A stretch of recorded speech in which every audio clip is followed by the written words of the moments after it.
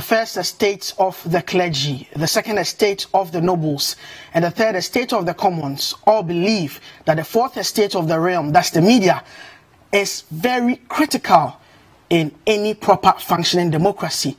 And that's why on press conference, we analyze all issues and matters of national interest from the perspective of the media and other key stakeholders in the media landscape. My name is Jean Mensa, and this is how I welcome you to this week's edition of Press Conference on City TV. Tonight, following the controversy and other issues that came up in the aftermath of the removal of Charlotte Osei as EC and her two other deputies, President Akufo-Addo in the course of the week appointed, or nominated, that's the right word I should use, nominated Madam Mrs. Jean Mensa and three others as commissioners to fill the spots that have been vacant due to the decision that was taken by the president after advice from the judiciary. Tonight we unpack for you all the issues in this area and we do a detailed analysis for you. Again, it started as a rumor, the matter of the double track system for the free senior high school policy. But during his tour of the northern part of the country, President Akufo-Addo stated it categorically as a matter of policy that beginning September, the free senior high school policy, in order to widen access to the Ghanaian public and also to children of school-going age, the multi-track system will be implemented. But are we going in for access at the detriment of quality? My guest will help us dissect the issues. And finally, a man who started his life as a lecturer, became Deputy Finance Minister, Governor of the Bank of Ghana, and finally Vice President of the country, Kwesi Amissah-Arthur, was laid to rest. But the talk of the town was the tribute by his widow. We would discuss all those issues after we come back from this break. This is Press Conference on City TV. I am Duke Mensa. Don't go away.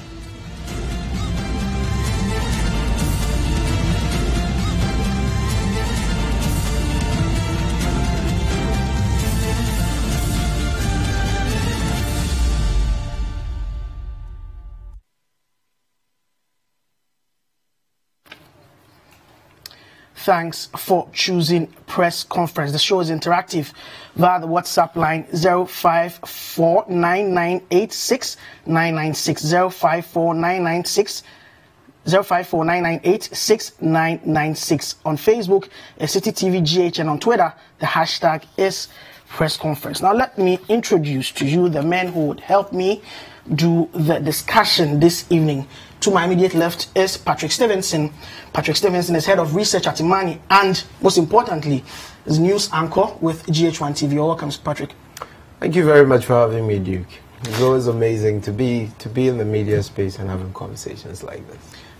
Thank you. We will be drawing on his insights and policy and economic issues and others to get really into some of the matters that we're going to discuss this evening. Next to him is Sami Obeng. Sami Obeng is Executive Director of Parliamentary News Africa, or PN Africa for short. You're welcome, Sami. Thanks so much, Duke. And then next to him is Audu Mahama. Audu Mahama is a journalist of many years standing, and he's currently the editor of the Custodian newspaper. You're welcome, Audu. Thanks so much, Duke, for having me. Yeah.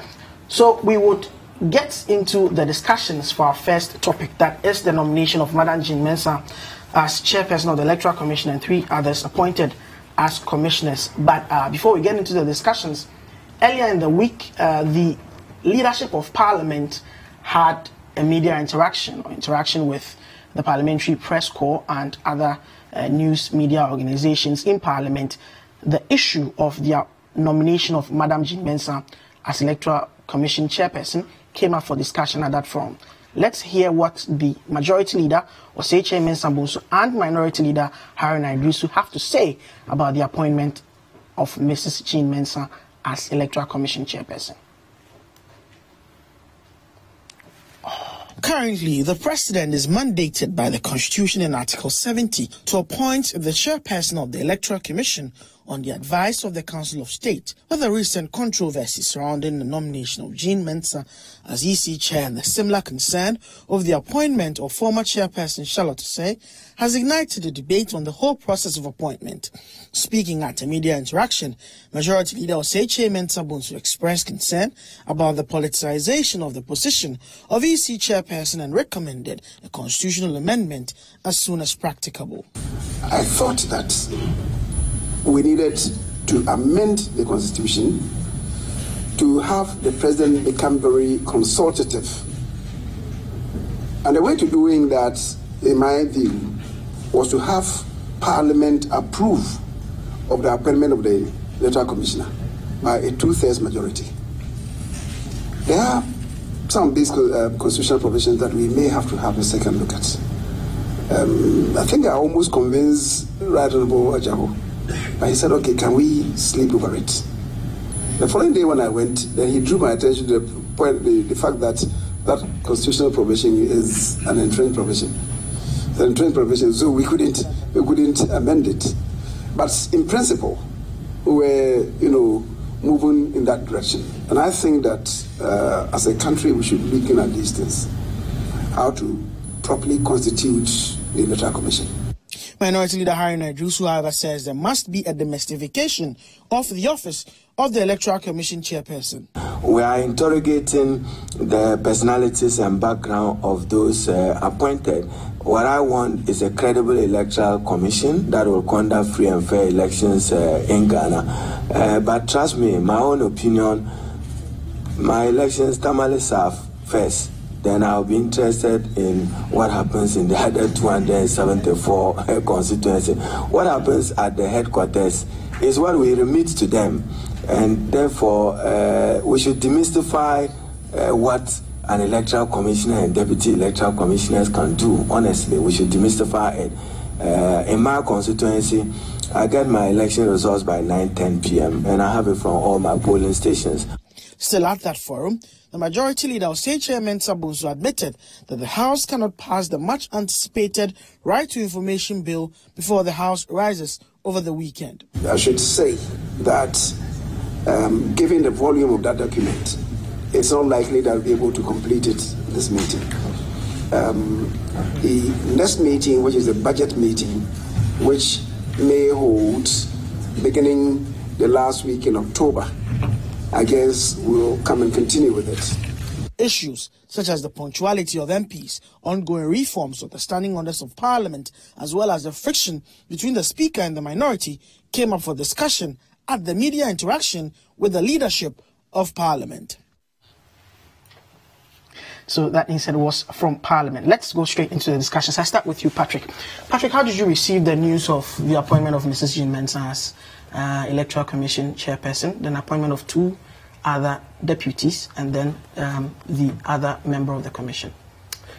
Well, so how did I receive it? I mean, I received it like every other ordinary Ghanaian. I mean, the Electoral Commission, as we understood it, as actors within the civil society space, the commission itself is an important institution. Yes. And, we saw allegations, counter-allegations, that have been made between then chairperson of the commission and the person of Madame Charlotte Osei and her 2 deputies. So, and some people apparently are contesting that in court. I mean, all of that is in the public domain for everybody to perceive. And so, for me, beyond the, if you like, the legalese of the issue, which is whether or not, the president has got the constitutional mandate to appoint somebody else. I mean, all of those things are things that can objectively be verified when you take the position of the law and try to understand them. However, as an actor in that space and having followed, public debates about our democracy and governance over time, and again, the issues that surround the appointment of then chairperson of the commission, Madame Charlotte Osei, we all heard these things where allegations were being made by the members of the opposition at the time regarding some of the decisions that she was making, and more crucially, her appointment itself and how the majority then, the NDC, defended her position. I think all of that, as somebody who observes that space and the governance of this particular country, what it brings to the fore for me is that we create institutions to function in the democracy that we practice. We give these institutions powers. However, accountability mechanisms around these institutions, usually, if they exist, are outside of the scope of transparency. And so if somebody says there were allegations of corruption, which subsequently were established as facts by a committee forwarded its reports to the president acted on the recommendations of the commission, and so subsequent to that, the president now has to go, and make appointments in accordance with constitutional provisions. If you look at all of that, what it tells me is that there's a part of the power of this country that is not transparent. And so, if you like, we are going to be having this forth and back because, again, I struggle. And so what some of us think, really, going forward for conversations like this and for, the ordinary person on the street to really appreciate and get to respect the democracy that we have, and more importantly, the power that we have reposed in institutions, will be that maybe for such appointments, we are gradually getting to the point where you need a certain bipartisan approval in Parliament, right? We have to go back and look at the process. Either the AEC, maybe SHRAJ, maybe, NCC, and all of these other very important institutions for the practice of our democracy, beyond just reposing power in the office of the president with approval, or if you like, with the consent of the Council of States, we are gradually getting to the point where maybe you probably have to decide on opening up for people who are interested. But the process as set out in Article 71 and 2 is quite explicit that the president nominates and then on advice of the Council of State. Nobody disapproves that, which is precisely the point I'm making. Whatever the work the Council of States makes, you and I don't know.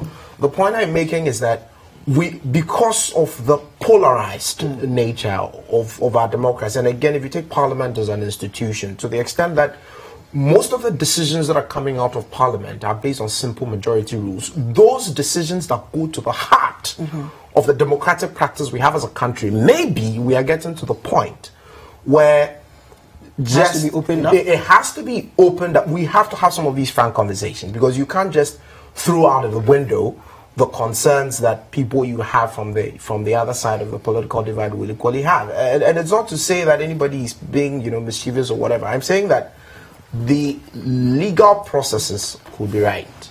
But to the extent that a part of the power we have, in my opinion, is not as transparent as we would like. Because people are asking questions about that committee's report, what went into it. It was not held public for everybody to see.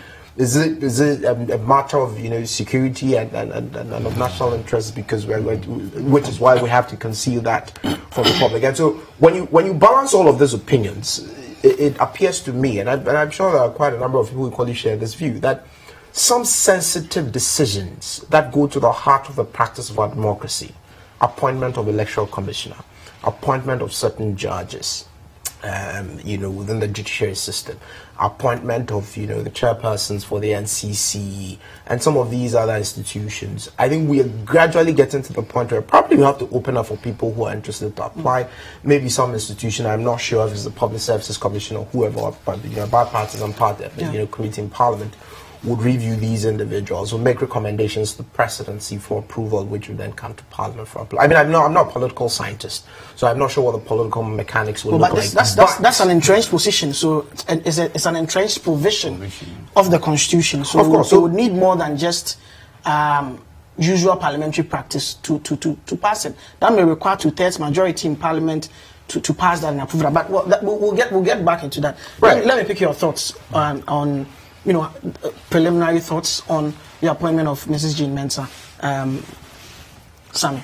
Right, Duke. I was out of town at the time of the announcement, but fortunately for me, I belong to a WhatsApp platform that has leaders of various civil society organizations, which includes Mrs. Mensa. And oh, she was on there. Yes, she is on there.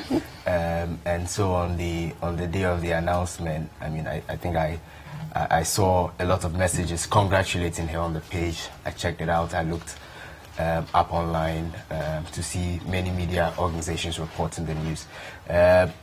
Having known her personally, and having followed the work of IEA, the organization that she leads, I must say that I was quite excited about, the announcement.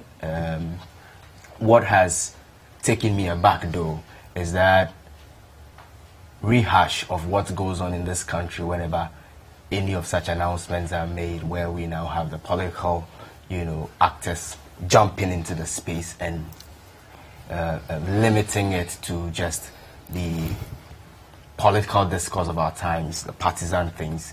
That for me is the bit that comes very much at me, and I think that we need to move beyond such matters in this our country. We can look at individuals on their competencies, on what they can do, on what they have done before, what they are likely to do, rather than belittling some of these things and reducing it to just partisan politics. Aldo? Yeah, as my colleague said, I also heard the announcement as everybody, and I thought that the nomination of Jean Mensa is nothing new. Why would you say it's nothing new? It's nothing new because the first time, this is not the first time we've done it. The only new thing is that the Furore, and even the Furore is not new.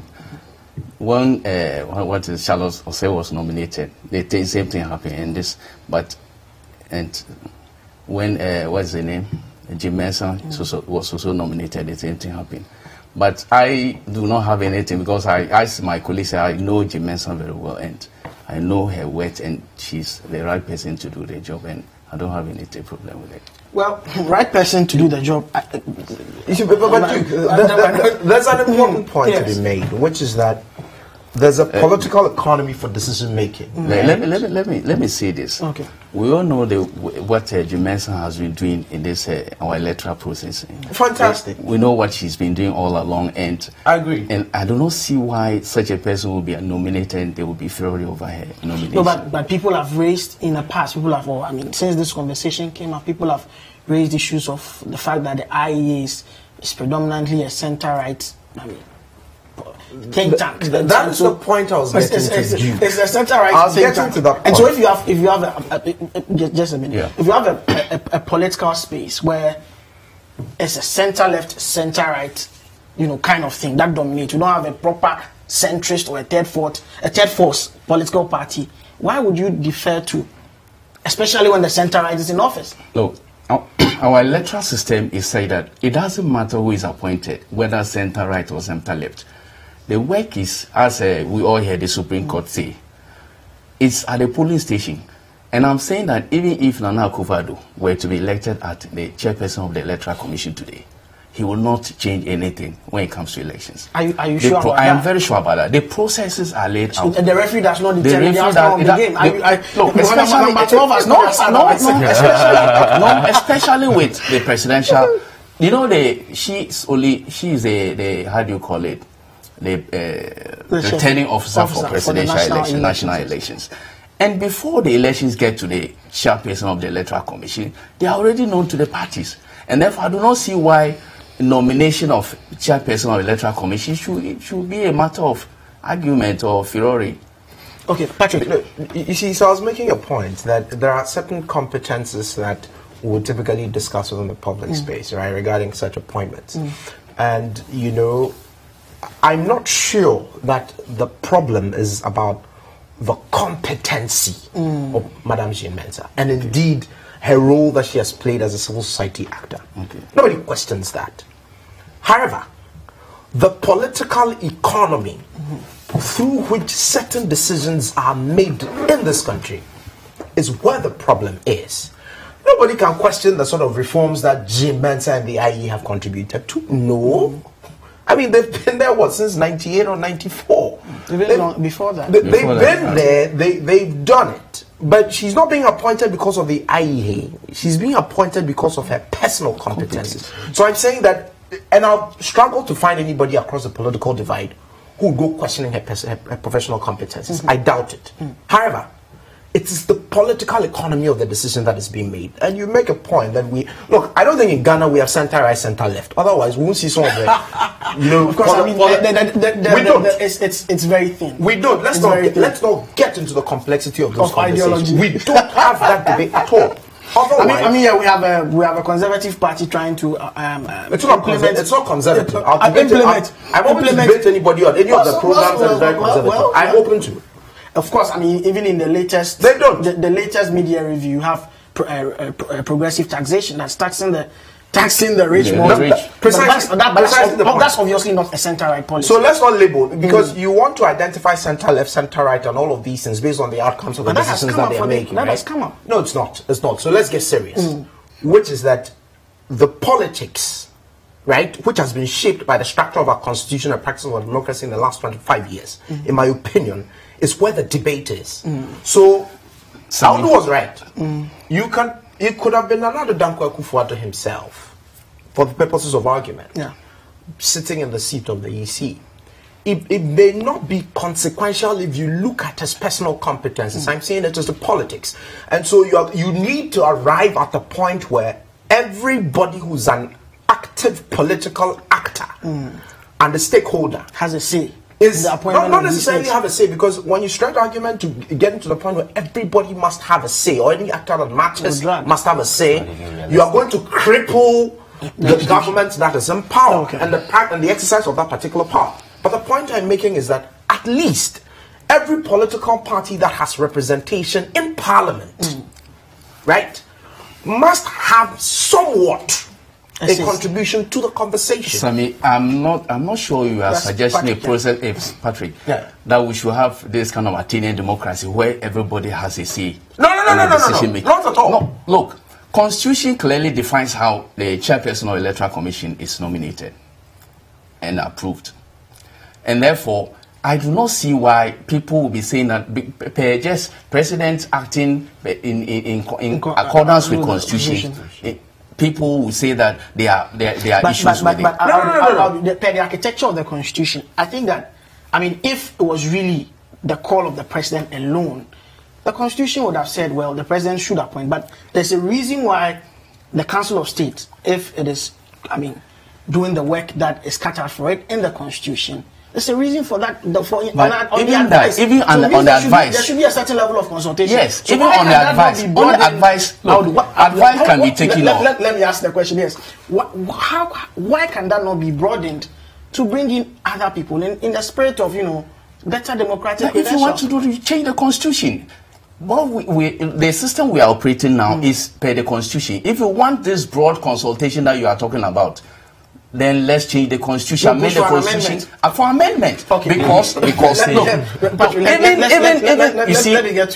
with the chairperson of Electoral Commission, you just played the voice of Jean Mensa. He's one person who has been advocating for the amendment. For amendment, and not only that, there should be a parliamentary approval. So that is where all the political parties will be present to question the competencies or otherwise of the person that is nominated. Until that is done, this is the system we have, and we have to go by that. He espoused this while he's in opposition and still in government. That position is still he believes that there should be the approval in parliament that we are calling for, that somebody like me will stick out my neck for. It's not the approval we get for contracts. No, not that kind of approval. You see, there are decisions that are made that are binding on the people of this country, and the minority walks out of parliament, and the decisions stand. That's not what I'm saying. I'm saying that yesterday almost happened with the bauxite priority rules.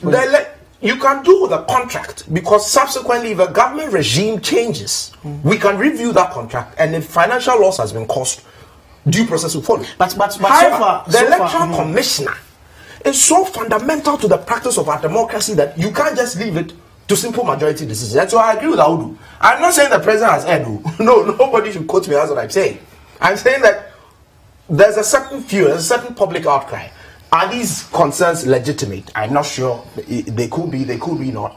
But having observed how some of these appointments have been made, I am saying that we are gradually gravitating to the point where it may call, for example, for an amendment of a constitution, which will suggest that for appointment of certain individuals and certain offices, in order to savor the democracy we have to be clear.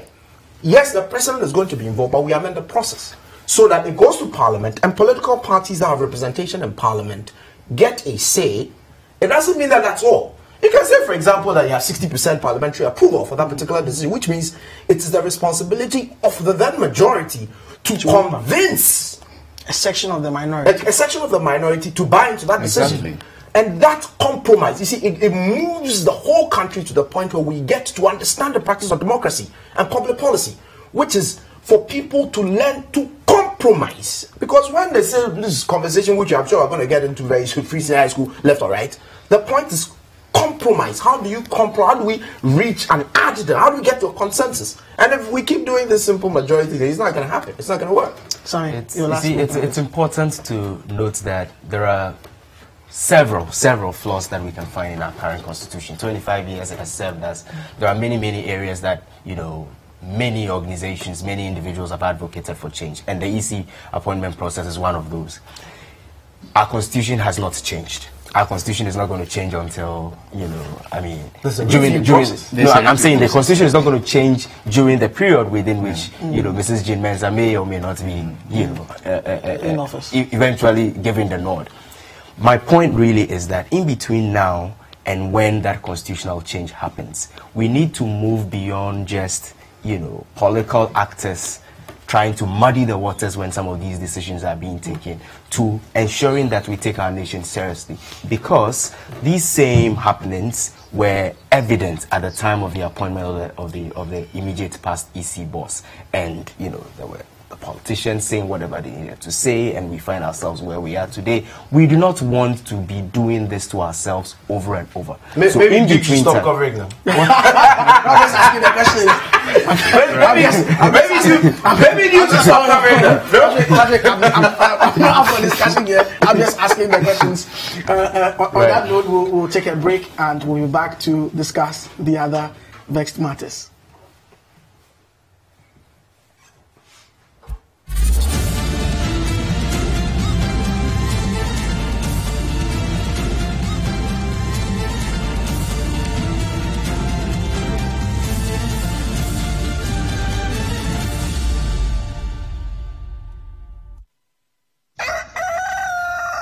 We spice up your mornings with culturally enriched conversations, social interviews, and policy-oriented discussions that will keep you updated on the progress of the nation. Because we're giving only those in their third trimester.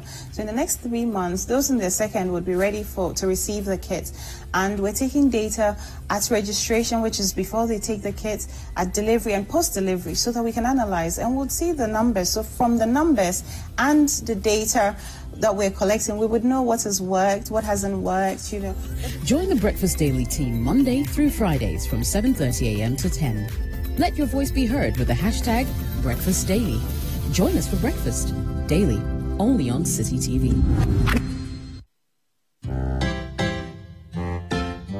The City FM Literacy Challenge is back. Are you a JHS student? Are you willing to contribute to change? What would you do if you were the president of Ghana? Do you want to win a whopping 10,000 Ghana cedis? If yes, then participate in the Literacy Challenge 2018. Level 1. The year is 2035. The law allows people below age 40 to contest the presidency. As a presidential candidate in a general election, in no less than 600 words, write your manifesto speech. Remember, letter must be in your own handwriting, must be endorsed by a parent or guardian.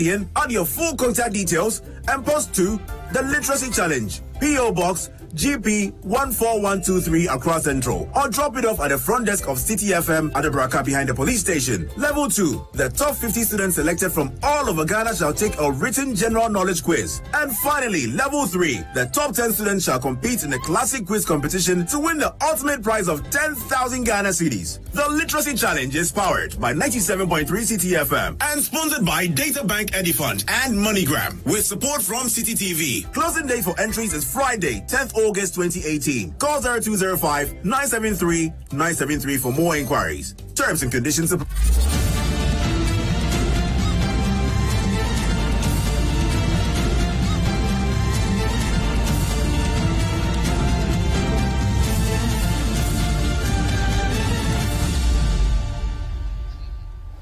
You're welcome back to press conference on City TV. My name is Duke Mensa. Before we went on that break, we were discussing the matter of the nomination of Mrs. Jean Mensa as chairperson of the Electoral Commission.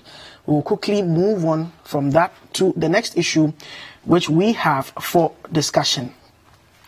Now, it was a swan song, in the run-up to the 2016 elections, but this political promise even predates the 2016 elections. Nana Addo Dankwa Akufo-Addo first made this promise in 2008 in the run-up to that election, which he lost. But in 2012, it almost became the topic based on which the election was fought and won by John Mahama. That is free senior high school as against, the 200 senior high schools that President Mahama said he was going to build. 1 year or 1.5 years into the Nana Addo administration, free SHS is here for the first years. It's going into its second year, but there's a huge issue of access. 180,000 people, almost a double the number of those who entered last year, will be entering this year. And the innovative solution from government is what they call, or what is termed, the double track system. Now let's listen to the president make that announcement of government's policy intervention in the free senior high school policy for this academic year starting in September. And we have found a way to be able to absorb this intake. We call it the dual intake system that is going to allow us on a semester basis to address the challenge of this new population. We're doing it by, first of all, expanding the numbers of teachers. We're recruiting over 8,000 more teachers for the secondary schools this year than we had last year. And then we are going to employ a double-track school calendar system. The objectives of the double-track system are, one, that it will create room to accommodate the increase in enrollment. It will reduce class sizes. It will increase the contact hours, as well as increase the number of holidays. And all this is going to be achieved with the existing infrastructure. So they can have better lives in future. So that was President Nana Addo Dankwa Akufo-Addo. Patrick, first, this free SHS double track system for you, would it guarantee access and quality at the same time? And does the president's argument convince you? So there are two levels of that. We are pursuing a bit too hard. I know. You've tried to narrow the conversation, which is fine. For the purposes of the time constraints we have. The thing is, there are two levels of that conversation, which is that, within the short term, you're hard pressed, as a government to provide alternative solutions. And so, within that context, you need to think innovatively, right? So you say, okay, I want to run 2 streams. You are done, somebody else comes. And we've seen the plan for that, and we understand it's going to at least hold fort for the time being. The question is, if next year the number further explodes, maybe we are going to continue to run this, and at least, the plan that we're getting from government, and the indication is that this is going to be run at least for maybe 5-7 years, and then they are going to think of rephasing it. And so in terms of a short-term measure, a stopgap, maybe it holds fort to contain the numbers that are coming into the system now. However, was this outcome a predictable one? Was it?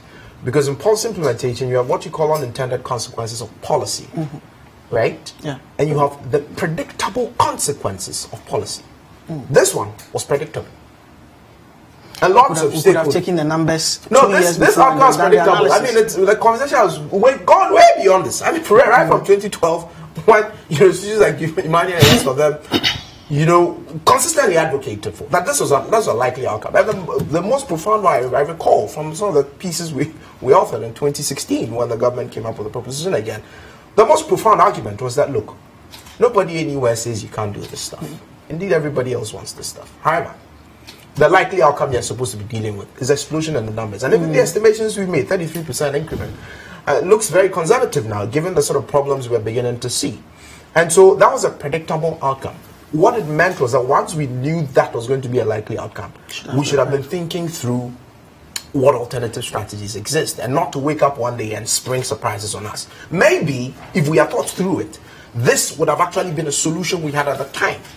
And it wouldn't be sprung on, you know, the various stakeholders you have, particularly parents, as some sort of a surprise. Right. You know, we would have had a better conversation around, at least over the last year, to say, for example, to the people of this country that we know this stuff is going to create this kind of problem, but as parents, these are the things you should be working out too. You should be working out. But Patrick, you would agree with me that education is a game changer. If we need that critical mass of educated populace to drive, let's not kid ourselves. To drive the change agenda in this country, shouldn't we take such radical measures? Which one is radical? 40 days in, 41 days at home, increased contact hours. I mean, we've had the arguments from government that it would even reduce congestion in the schools. It's happening in Japan and Australia and other places. You see why I'm nodding?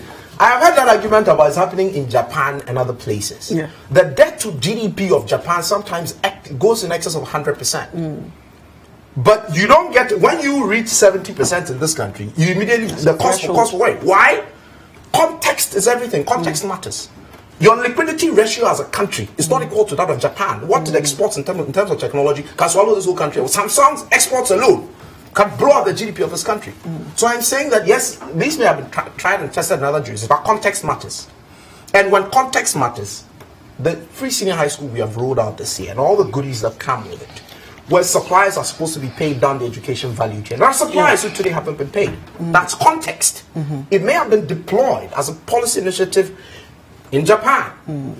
Do they have backlog of people not being paid, resources to ensure that supplies are available? I'm not sure, I don't know. But I'm saying that it was a predictable outcome. So our planning was faulty. No, I'm not going to sit on TV and tell somebody that their planning was faulty. But you mentioned, referring from the point that there are unintended consequences of policy. Of course. And I mean, policy distributes both advantages and disadvantages. Of course. We must have thought about this. That which is the point I'm making, that if the outcome is a predictable one, you put in stopgap measure. We don't wake up and then we have a surprise that sprang on us. That's one.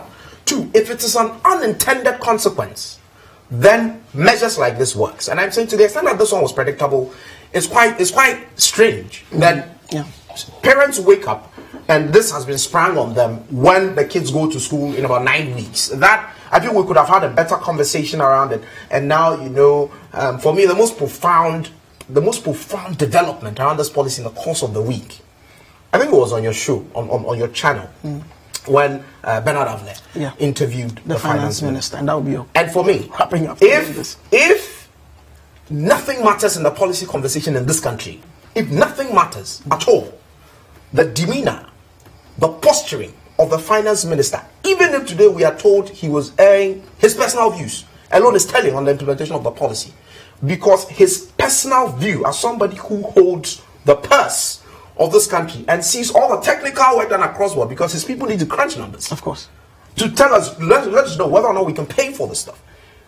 If he tells us that he doesn't see why he should take his child to a dogono and Achimota and walk away without contributing anything at all to that education, when he in fact can pay for 10 people, that alone is telling and vindicates every other observer who had suggested that. Let me come to you now. I will leave Sammy before you. It's important to note this, Duke. Now, I think that this double track system is just once again an indication of the politician telling the general public that I made a political promise, I wanted to follow through it. I noticed along the way that I did not think through it all through and through, and so there is a need for me to make some little adjustments just so that it would run. But timing, but whether even in this thinking through we have thought through it even thoroughly is another matter. If the free SHS implemented from last year had a contribution to the meningitis breakout, which we witnessed in some parts of our country, then in this double track system, have we thought about the gender implications of it? Have we thought about the NAPCO employees who I'm told are going to be helping in the process? Have we thought about capacity issues? Have we thought about this in relation to even some of the challenges we have encountered in recent times about people who have the authority to take care of our younger brothers and sisters who are in school, who are abusing them at one point in time?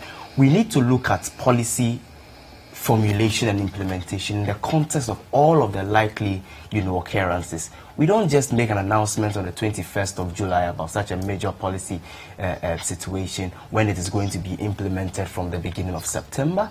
We don't just make this kind of implementation policy decision when the National Association of Graduate Teachers come out to say that there's not been stakeholder engagement on it.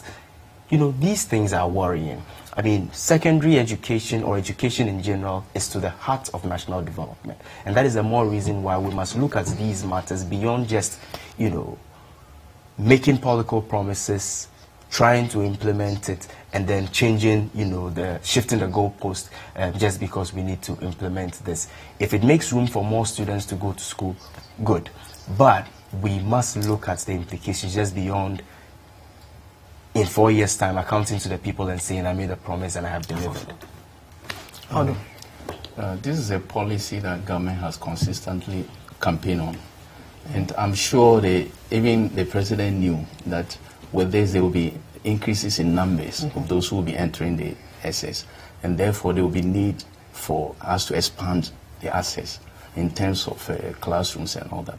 But I also realize that this is an economy that before this, they said the economy was almost comatose, and they are reviving. Whilst they are reviving the economy, whilst the government says it's reviving the economy, there is also this exponential increase in numbers. So what do? There are two options. Either you say that all those who come out of GSS, some will stay at home and will not enter, or we bring this system to accommodate all of them. Now, to accommodate all of them so that everybody will be there. Now, why would you do this? Because this is if you do this, everybody will enter. Everybody will enter, and you then have a leeway to look at the economy, expand the economy, and also, whilst you are running the double track system, you're also expanding the economy to improve access. I think that is a better option to do than to say that because there are no classrooms, we are not going to bring this system. So you think it's innovative?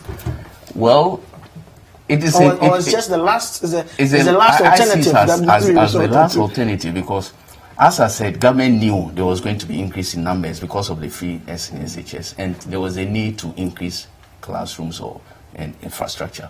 But the economy has not been able to do that to expand the infrastructure. So therefore, you need something innovative to be able to accommodate all these numbers. But whilst we do that, we also have to look at quality. Yeah. Because some people have argued that because of the vacation system that we are going to have, 3 months, 3 months in, 3 months out, and another 3 months. How so 6 are we months, going to monitor the students when they are outside school?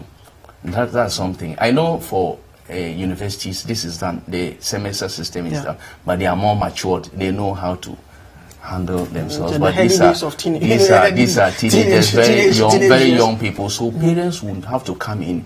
Whilst they are on vacation, parents will have to take part in shaping them, in looking at their welfare, how they live. And also, this is an opportunity for some parents, those who have some little resources, to also organize classes to engage in vacation classes, to engage the students. People have also even suggested apprenticeship and other things, internship and others. Exactly. Well, but, these are issues that even tertiary students, that is a mandatory requirement. Some are still, find it difficult to get internship. These are issues that can engage. These are some of the policies that can, or issues that can engage the students while they are on holidays. 1 minute. Yeah. I'll do. So my final, I said I would Duke. I was gonna say something about what you were saying earlier. So my final comments on this one. First of all, every Ghanaian needs to know, and I think we in the media have got a responsibility to tell them that, first of all, this policy and its implementation is not free. I prefer rather rephrase it than have a conversation around tax funded, for example, and tell them it's tax funded, you're paying for it. No politician uses personal pocket money to pay this stuff. So it's not free. That's one. That's first point that's got to be known. That's one. Two, the argument that the economy cannot sustain this, a part of me wants to agree. A part of me, when I look at the expenditure basket of government, wants to disagree. And I think that part is beginning to win on this debate. Why? If we realign the items in our expenditure and consider education as a matter of priority in this country with possible security implications, when we have to savor the interests of the current generation, it means we'll stop buying fuel, gasoline, V8s and keeping them in offices where they don't get to use. So that's what the realignment you are talking about. Exactly. Okay. So we will find the money if we realign the items. There's no way to come back and say we're further going to tax people. Politicians got to stop paying the central leges. If they recognize that it's important, like the way we can pass 506-page documents of contracts that we award to MNCs in this country, if we consider education that much a priority, we'll realign the items in our expenditure and we will be able to pay for it. I mean, how much is the stuff going to cost? From the numbers we run, in 2017, for a 3-year period, talking something that goes in the excess of $800 million. How much do we lose from financial irregularities when the Auditor General reports that over a 3-year period? So I'm saying that, first of all, Ghanaians ought to know that it is not free. They have to know, and it's our responsibility to educate them that the taxpayers' money is used for this. So it's tax-funded. We should stop the conversation about free senior high school. No. It is a tax-funded educational system, and so everybody is contributing to it. That's one. What that immediately means is that it changes the thinking of the public who pay taxes to recognize that I actually pay for it indirectly, and so I need to demand that it's implemented properly. That is one. And monitor its implementation. And monitor. 2, it means that it is my job, either as a media person or as somebody whose child is benefiting from the system, to demand from them to realign the items in the expenditure basket of the country, to stop buying frivolous things that the country does not need and invest in my children. If you frame the conversation this way as the media, my thinking is that people will be interested in the debate. Rather than say it's free, and people think that it is a politician using, if you like, his personal pocket money to go on this spree, because I doubt any of them will use their personal pocket money. Okay. You see, it is important also to note that those of us within the fourth estate need to now go beyond just, having these announcements made by the politicians and policymakers and reporting it in our news and, sitting on set and talking about it, to going behind the veil and asking the right questions and putting the pieces together. So we are told that within the period within which it's going to be piloted, there will be the infrastructure, to accommodate the regular system. How are we going to be able to finance it? Are we going to wait until 5-7 years from now when we are told that, well, we are unable to do it because of X, Y, and Z reasons? Right from now, I think that, especially considering that we're on a show that is called Press Conference, we members of the Fourth Estate should take up the task. And I trust in such amazing platforms like your platform to go beyond the veil and to be able to look for the answers to the big questions, so that it doesn't have to be announcements by the politicians as usual, and then we just, grab it in hook, line, and sinker. No. We can only do this, as my colleague said, if we end this, what he described, frivolous expenditures, buying V8 for our politicians and all that. But how do we do that? We need to conscientize our people. Now it's become a norm. When MPs go to Parliament, they are giving so much money to buy V8, car loans and all that, and they pay back anyway. But before that... They do? They do. Yes. They pay. They are car loans given to them. That information should be made public. And they pay back. It is car loans given to MPs. They pay back. But we need to, as he said, if you look at the, Auditor General's report, the amount of money, billions of Ghana cedis that people squander. If we are able to check all these things and prevent them from happening, I think we'll get excess money or enough money to take care of our education. Okay, so that's Audru Mahama. He is the editor of the Custodian newspaper. So we'll draw the curtains down on this topic now, but I'm sure the conversation would go on because the rollout, properly so-called, will be done in September. This weekend, Kwesi Amissah-Arthur, His Excellency, the former Vice President, was laid to rest. But the piece of the whole event that has got everyone talking is the tribute by Second Lady, or former Second Lady, Madame Matilda Amissah-Arthur. Let's watch this. Unfortunately, it is the loud who are often recognized and praises showered on them. But in your quiet and humble way, you excelled wherever you found yourself. Over the last few weeks, I've been amazed at the number of people who have come to show us love. And I ask myself, is this Ghana?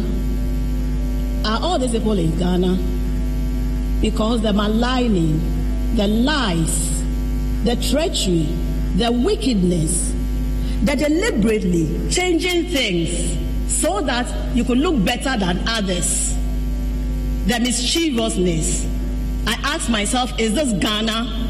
I ask myself, is this my own husband that people have come to pay tribute to? And today, I ask the same question. Did people really know my husband? Did they take time to know him? The false accusations, the lies, the maligning, did they know him?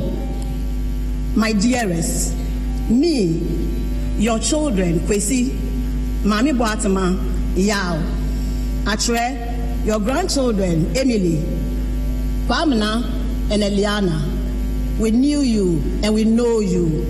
And we know you are a rare gem and we treasure you and we are very proud of you. 1,000 tears won't bring you back. I know because I have cried. But I know that you made your mark in this country and beyond. And you touched many lives. And those who cared to know you, those who cared to give you time to prove yourself, know what a rare gem you are. So I pray that your memory will impact and empower generations. So a passionate Madam Matilda Amissah-Arthur, and with that tribute, more than solemn, to her departed husband. Let's take this message from Charles Nyamina Saman-Kese, who says, do you come and see how this MPP government has succeeded in getting the teachers themselves confused on this SHS experiment? Already we are bedeviled with poor performance and indiscipline in the schools, and here is the government again bringing in the double track system. Don't say we didn't forewarn them. This is from Charles Nyamian. He says he's a teacher in a senior high school. He didn't at the school of probably for obvious reasons. Now let's come to this issue. Patrick, my question is the nature of our politics pushing away or driving away very good people intellectually, practically, but who lack the temperament for the kind of politics that we do? I mean, obviously that was the crux of what Madam Matilda Amissah-Arthur was trying to put out there. So, first of all, condolences once again to her. And one would have wondered why she never spoke up when she was, when she was second lady, because clearly what she's saying goes to the heart again of the sort of politics we have evinced in the country in the last couple of years.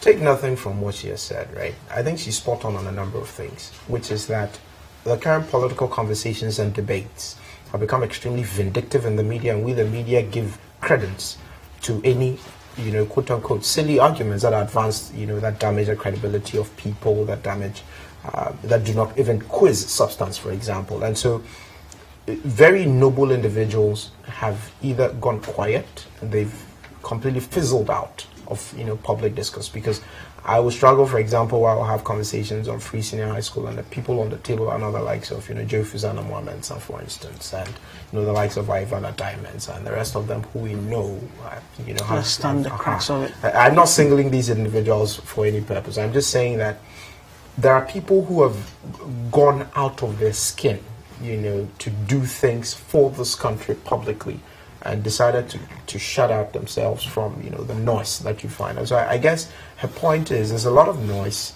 that usually, detracts from the, if you like, the intentions and good, will that people who want to come and serve this public really. And I think in the last couple of years is actually, worsened, particularly with the emergence of social media. I mean, it's the pluses and minuses, because the moment the news item breaks out, it is out there in the public. People who don't know you, people who have no appreciation of the issues, tend to jump on it, and it really makes it very murky. And so I think she's right. I'm not sure. I don't know how we fix it. Again, maybe it is our responsibility, because the way these things spread out publicly, maybe we are getting to the point where we, the media, need to go beyond just reporting the things we hear, and probably engage these individuals and give them the credible voice that is required in the public debate. Because the competitive democracy we have, the politicians will respond to the incentives that the media feeds them. Sure. And so if anybody says anything on the floor of Parliament that is, sorry to say, responsible, and we give credence to it by wanting to hear them. So I know sometimes in the interest of investigations and, you know, breaking the news first, we jump onto those sort of stories. Yeah, and that sometimes is problematic, Sammy. Well, we noticed from the video, that this was someone who was speaking from her heart. Yes. Now, you notice that at the point where she was saying this, she discarded her speech. She wasn't looking onto the speech. She said it, you know, extra. I've seen portions of the tribute what was written in the brochure. Right. Obviously went off. Yes, she went off. I mean, it was obvious. She was not reading from the speech. And this goes to the heart of someone who lived with the man, you know, was around the man, knew what he felt, knew what he thought every single day. And it is indeed worrying. I mean, it goes to answer the question that you have asked. Soon we would have many people, well-meaning people, running away from this monster called politics, because sometimes you feel it is not worth it. And we must move away from this as a country if we really need people who want to contribute their bit to the country getting involved. Because, I mean, sometimes you feel like giving up. You know, even though, I mean, even for those of us who are not directly in the political space, you look at all the, you know, terrible things that goes around and you feel this is not worth it. Unfortunate, really. I think she was brutally frank, no pretensions. There's so much hypocrisy in this country. People behave as if you have people who are in the political sphere, they act in a manner that is hypocritical, but she has no pretensions at all. She knew the husband, how the man was. And now people are saying that who was she directing her anger to? That didn't matter. It didn't matter. Was it to internal politicians or external politicians? As somebody who's internal Yano or external Yano? Because when she spoke, the MPP people were saying that no, from within she knew what the husband, the NDC treated, how the NDC treated the husband, members of NDC. The NDC saying that it was the MPP. People even said the 170 questions Baumia asked, and that actually brought the issue. Because when Baumia, the former running mate to MPP, Nana Akufo-Addo asked the 170 questions, remember he didn't really answer the questions. He said he took advice from his friend. And some NDC people actually said because he was not competent, that's why he could not adequately answer those questions. And you listen to former NDC Ashanti Regional Vice Chairman, he actually spoke about those questions. They lost the election because Baumia, Amissah-Arthur could not adequately. I mean, we even saw in the run-up to the election, not to, remind people of the head-to-head. There were places where Amissah-Arthur's picture was replaced with that of Lodina and things like that. People are into all those things. So this is a woman who lived with the husband, and she knew what went within the party, the governing party then. And she was simply saying what the members of the party did to the husband, and that was what she was just portraying.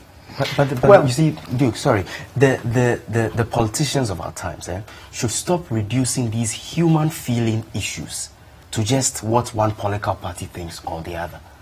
You can imagine what Madame Amissah-Arthur thinks after all of these. I mean, but people say that we should not do this to ourselves. It is the politics that actually bring out these things. We should not be doing this to ourselves, really. Because this is a man, everybody agrees. Last words. This competition is extremely important in politics. Nobody disputes that. The issue she's referring to cuts across a political divide.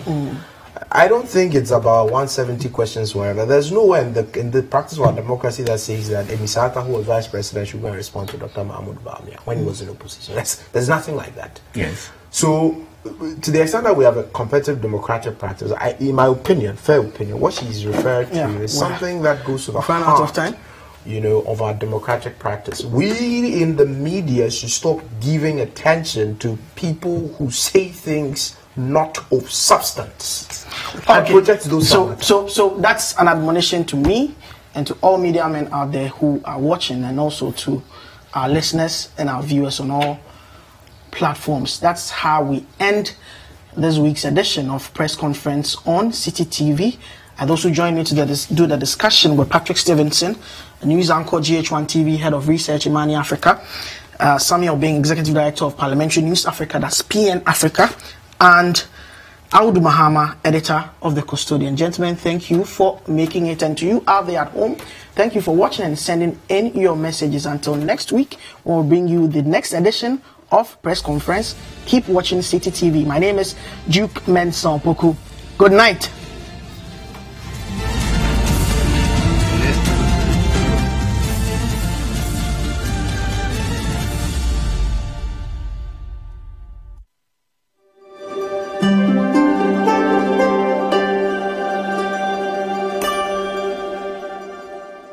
The teenager who became a symbol of Palestinian resistance is free. Ahed Tamimi walks out of an Israeli jail 8 months after assaulting 2 soldiers. And Geraint Thomas seals victory in the Tour de France, becoming the first Welshman to win the event. Thomas crossed the line on the Champs-Élysées to confirm his first Tour de France title. We'll bring you the